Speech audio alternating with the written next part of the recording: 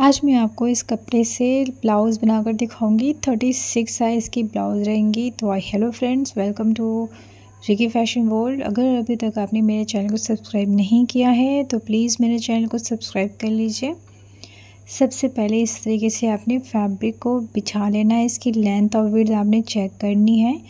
उसके बाद मैं ये फ्रंट और बैक दोनों के साथ मार्किंग करूँगी। तो सबसे पहले आपने यहाँ पे जो आपका बर्स्ट है उसको आपने 4 से डिवाइड करना है। जितनी भी आपकी बर्स्ट है उसमें 2 इंच प्लस करने के बाद इस तरीके से आपको कपड़े का मेज़रमेंट ले लेना है। फिर देखिए इस तरीके से हमने कपड़े का मेज़रमेंट ले लिया है। अब हमने इसको मतलब ये विड्थ ली हमने, जैसे हमारी बर्स्ट है उसका विड्थ हमने ले लिया है। और इसके बाद हमने इसकी लेंथ लेनी है।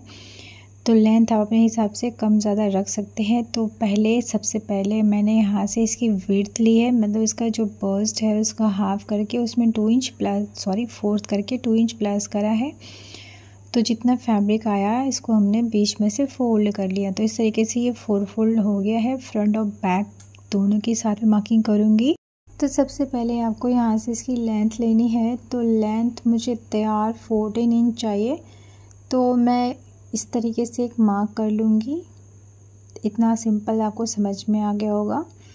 इसके बाद हमने यहाँ से इसके शोल्डर की मार्किंग करनी है। तो शोल्डर का हाफ़ लेना है। तो शोल्डर का हाफ़ मैं यहाँ से 6 इंच लूँगी। आप नॉर्मली 5.5 इंच रख सकते हैं। तो यहाँ से देखिए मैं एक बार और बता देती हूँ। तो मतलब मुझे तैयार 14 इंच चाहिए थे लेंथ इसकी। इसके बाद हमें इसके शोल्डर का हाफ़ लेना है। तो मैं 6 इंच रख रही हूँ।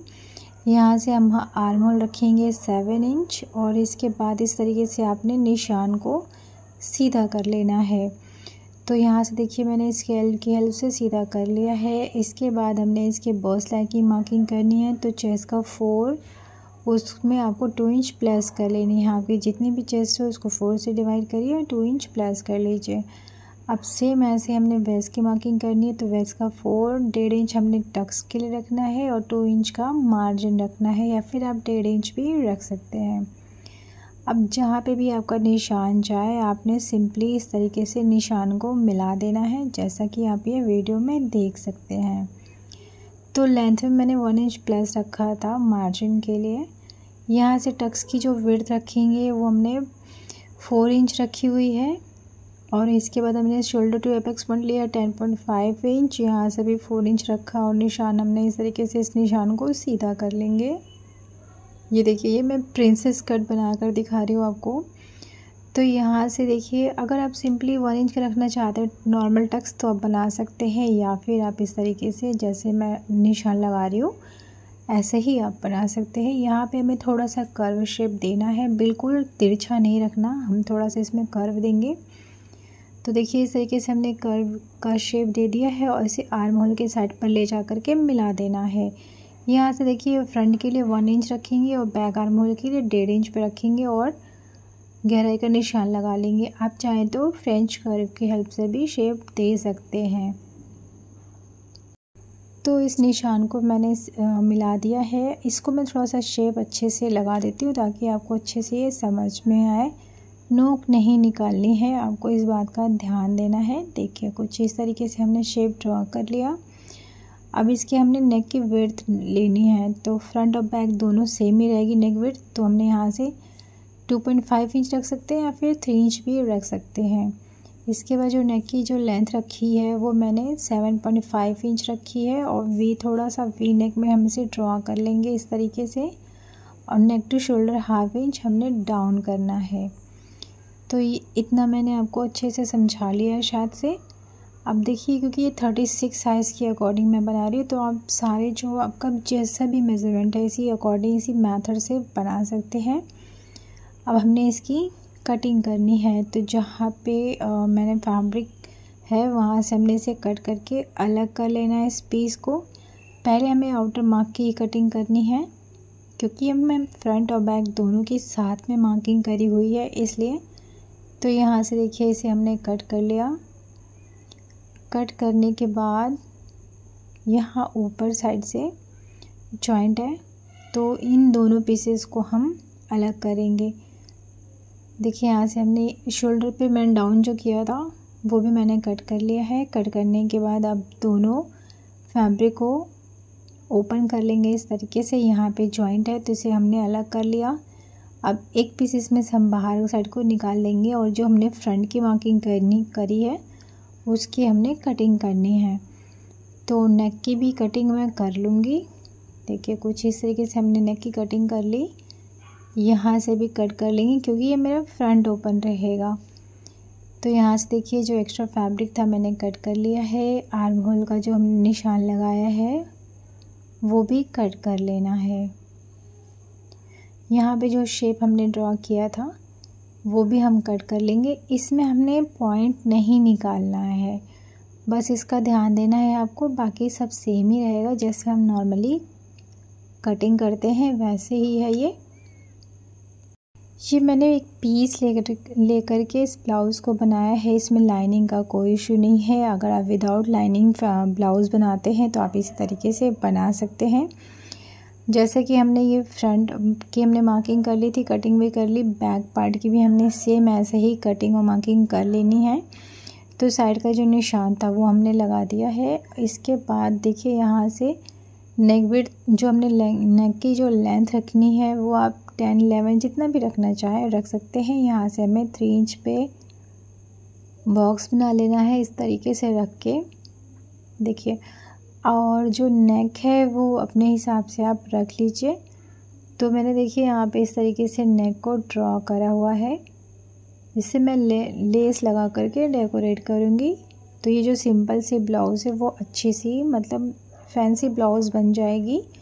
यहाँ से देखिए हमने जो टक्स की जो लेंथ रखी है वो 5 इंच रखी है। विड्थ हमने 4 इंच रखा, सेम जैसे हमने फ्रंट में लगाया था। इस निशान को हम सीधा कर लेंगे। 1 इंच हमने इसमें टक्स के लिए रखा है, तो हाफ इंच दोनों साइड रखने के बाद तिरछा निशान लगा लेंगे कुछ इस तरीके से, जैसा कि आप ये देख सकते हैं। ये मेरा बैक पार्ट है। तो मैं आपको एक बार थोड़ा सा जल्दी से बता देती हूँ कि इसमें हमने करा क्या है। तो देखिए यहाँ से ये फ्रंट और बैक दोनों के साथ में मैंने मार्किंग कर ली है और कटिंग भी कर ली है। तो इतना आपको समझ में आ गया होगा। तो जैसे बैक की हमने मार्किंग करी थी, यहाँ से हमने नॉर्मल रखा 6 इंच, यहाँ पे हमने डाउन किया था 7 इंच पे। इस तरीके से इस निशान को मैं भी सीधा कर देती हूँ ताकि आपको ये अच्छे से समझ में आए। यहाँ पे हमने डाउन कर लिया था और निशान लगा लिया है। सिंपल से आपको समझ में, ये मैंने आपको पहले ही बता रखा था। 2 इंच का मार्जिन रखा है मैंने। यहाँ से हमने 4 इंच रखा है टक्स की विड्थ के लिए और 1 इंच का हमने इसमें गैपिंग रखी है टक्स के लिए। और नेक विड्थ हमने नॉर्मल 2.5 से 3 इंच रख सकते हैं। अब हमने इसके नेक की जो है कटिंग कर लेनी है। तो मैं ये सारे पीसेस की कटिंग, अभी मैं नेक की कटिंग बाद में करके दिखाऊंगी बैक नेक की। तो अब हमने इसके जो है नेक की मैं आपको दिखा देती हूँ बनाना कैसे है। तो देखिए मैंने पेस्टिंग के ऊपर, फैब्रिक के ऊपर पेस्टिंग को पेस्ट करके रखा हुआ है। सीधे और उल्टे का अपने ध्यान रखना है। उल्टी साइड मैंने आप ऊपर साइड को रखा हुआ है और जो लाइनिंग वाला फेस है वो फ्रंट साइड पे है। अब इसको आपने नॉर्मली पिन अप कर लेना है। अगर आप बिगनर हैं तो पहले कच्चा कर लीजिए, फिर उसके बाद आप इसके ऊपर सिलाई लगा सकते हैं। तो यहाँ पे देखिए थोड़ा समझने के लिए, यहाँ पे पहले आपने पिन अप कर लीजिए और आपने उल्टे साइड पे आपने सिलाई लगानी है। अगर आप जैसे लाइनिंग वाले ब्लाउज़ में क्या होता है कि आपको कुछ नहीं करना, जो निशान हमने लगाया उसके ऊपर ही नॉर्मली सिलाई लगा देते हैं तो इसमें फिनिशिंग आ जाती है। अब हमने ये जो फ्रंट पार्ट है इसको हमने स्टिच कैसे करना है। तो देखिए पीसेस को हमने निशान लगा के रखा था, तो उसके हिसाब से आपने इस तरीके से 2 पीसेस ले लेने हैं। नीचे साइड से जो इसका बॉटम वाला साइड है वहाँ से आपको इसमें सिलाई लगानी स्टार्ट करनी है और आपको ये पूरा ही स्टिच कर लेना है। अगर आप डोरी लगाना चाहें तो डोरी के लिए देखिए आप 1.5 इंच की स्ट्रिप कट करिए इस तरीके से, और जो डोरी की लेंथ है वो आप अपने हिसाब से कम ज़्यादा रख सकते हैं। तो मैंने ये 19 इंच रखा हुआ है नॉर्मली। अब इसके ऊपर देखिए हमने एक स्लीव बनानी है। तो स्लीव के लिए आपको यहाँ से स्लीव का जो आर्म होल था यहाँ से हमने 8 इंच हमें तैयार चाहिए। तो 8 इंच पे हमने मार्क किया और 1.5 इंच का मार्जिन है, यहाँ पे हमने 2.5 इंच डाउन किया है। यहाँ से हमने स्लीव का बॉटम लिया 6 इंच, आप अपने हिसाब से कम ज़्यादा रख सकते हैं, और 2 इंच का मार्जिन लिया। अब इस निशान को सिंपली हम मिला देंगे। ये देखिए यहाँ से भी इस निशान को हमने मिला दिया। अब जो शेप देने के लिए यहाँ पे हम 3 इंच रखेंगे और इसमें हमें शेप देना है, तो कर्व शेप इस तरीके से देंगे। आप चाहें तो फ्रेंच कर्व की हेल्प से भी स्लीव का जो है निशान लगा सकते हैं। तो सिंपल है, बिल्कुल आसानी से आप बना सकते हैं। अब जो एक्स्ट्रा फैब्रिक है वो आपने कट कर लेना है, ठीक है। तो यहाँ से देखिए जो एक्स्ट्रा फैब्रिक है मैंने कट कर लिया। यहाँ से भी हमें इसे कट कर लेना। पहले आपने आउटर मार्क की ही कटिंग करनी है। अब दोनों स्लीव ओपन कर लेंगे और जो अंदर की गहराई का निशान है वो हमने कट कर लिया।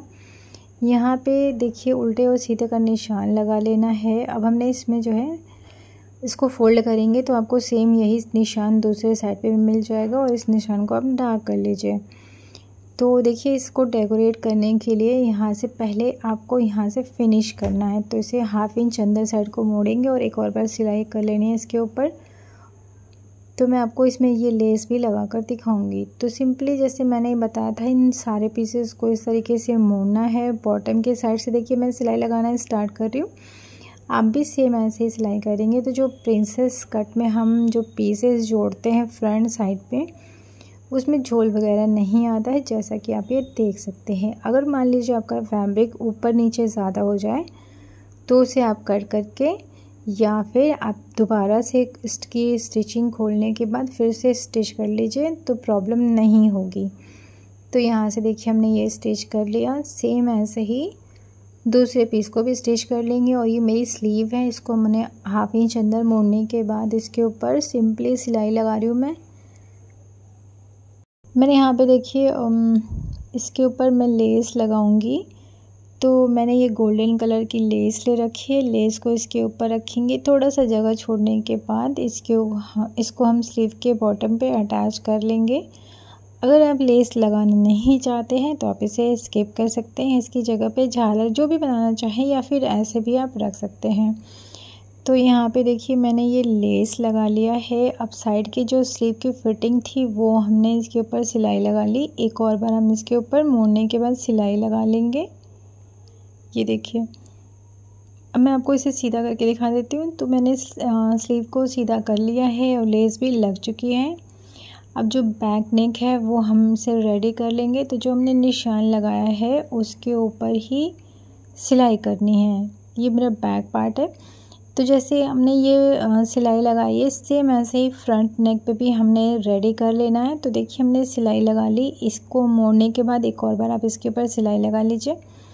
तो देखिए इस तरीके से मैंने नेक की सिलाई कर ली है। अब जो एक्स्ट्रा बुकरम है, जो पेस्टिंग है, वो हमने कट करके अलग कर लेनी है। तो 1/2 इंच से भी कम का मार्जिन लेकर के आपको स्लीव का जो एक्स्ट्रा फैब्रिक है अंदर से वो कट कर लेना है। ये देखिए यहाँ से हम इसे घुमाते जाएंगे और जो एक्स्ट्रा फैब्रिक है वो मैंने कट कर लिया। अब हमने इसमें छोटे छोटे नोचेस लगाने हैं। देखिए इस तरीके से मैंने छोटे छोटे कट लगा दिए हैं। जो एक्स्ट्रा पिन है वो हमने निकाल लेनी है। अब इस फैब्रिक को हम अंदर साइड को मोड़ने से पहले जो एक्स्ट्रा पेस्टिंग है वो हमने कट कर लेनी है। तो देखिए इस तरीके से कट कर लिया मैंने। अब जब मैं इसमें तुरपाई करूँगी तो उस टाइम में इसे फिनिश कर लूँगी। तो इसे हम अंदर साइड को मोड़ लेंगे और सिंपली इसके ऊपर आपको आयरन कर लेना है। सेम ऐसे ही जो फ्रंट नेक है उसे भी हम रेडी कर लेंगे। तो देखिए फ्रंट नेक को मैंने रेडी कर लिया है इस तरीके से। अब जो एक्स्ट्रा फैब्रिक है आगे साइड पे वो हमने कट कर लेनी है। तो यहाँ से देखिए हमने कट कर लिया इस तरीके से। ये देखिए यहाँ से भी इसे हम कट कर लेंगे। तो मैंने इसके नेक को फिनिश कर लिया है। अब हमने शोल्डर अटैच करना है।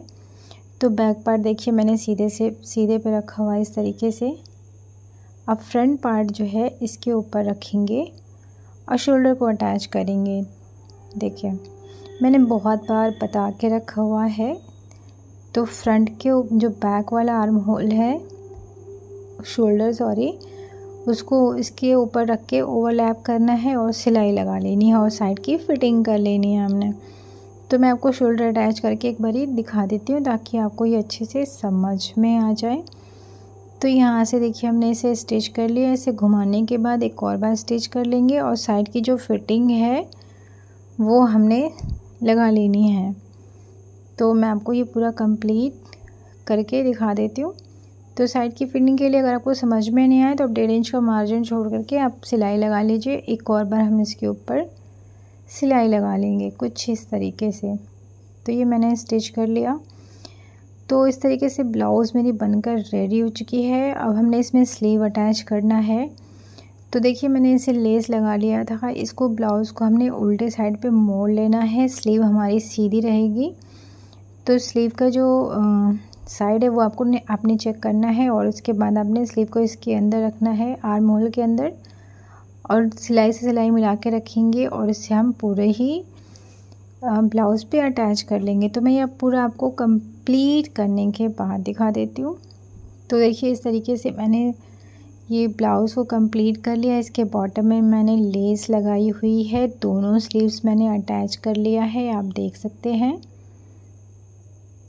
बैक का जो नेक है वो कुछ इस तरीके से नज़र आएगा। लेस ही मैंने सिंपल सा लेस लगाया है और इसके ऊपर मैंने ज़्यादा कुछ ताम-झाम नहीं करी है। अगर आप भी सिंपल सी स्लीव बनाना चाहते हैं, पार्टी वेयर वैसे तो बनेगी है, तो आप बना सकते हैं। देखिए कितनी इजी तरीके से और कितनी जल्दी से ये ब्लाउज़ बन गई है। आप भी ब्लाउज़ के डिज़ाइन को ज़रूर बनाइएगा।